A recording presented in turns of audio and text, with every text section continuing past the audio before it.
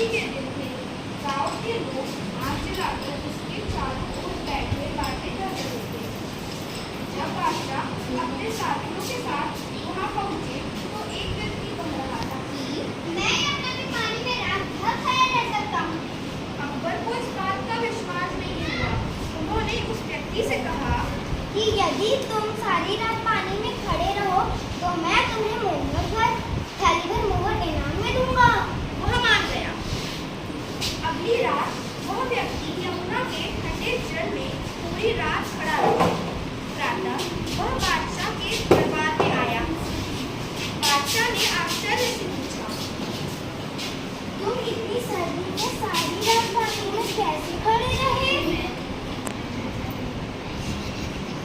उसने नम्रता से उत्तर दिया, महाराज, आपके राजमहल से दीपक क्या प्रकाश आ रहा था। मैं उसे देखते हुए सारी रात पानी में खड़ा रहा। बादशाह ने कहा, तो तुम मेरे दीपक के गर्मी के कारण सारी रात सर्दी से बच सके। तुम्हें कोई इनाम नहीं दिया जाता। वह बहुत दुखी हुआ और उदास होकर चला गया। उस समय बीरबल भी दरबार में उपस्थित थे। इस दुखी व्यक्ति की सहायता करनी चाहिए।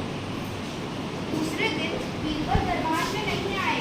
अकबर को चिंता हुई कि कहीं बीरबल बीमार तो नहीं पड़ गए। उन्होंने बीरबल को बुलावा भेजा।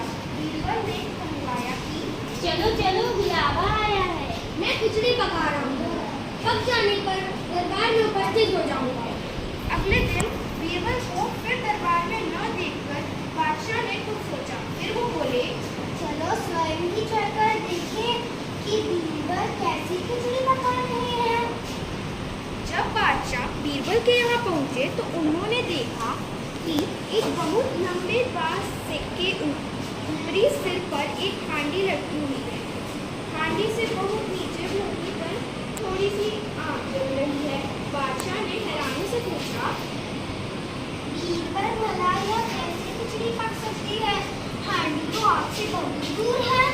बीरबल ने उत्तर दिया, हुजूर, अगर मैं व्यक्ति राजमहल के दीपक की गर्मी के सहारे सारी रात ठंडे पानी में खड़ा रह सकता है तो इस आग से मेरी खिचड़ी क्यों नहीं पक सकती?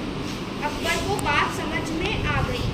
उन्होंने दूसरे दिन उस व्यक्ति को दरबार में बुलाया और बड़े सम्मान के साथ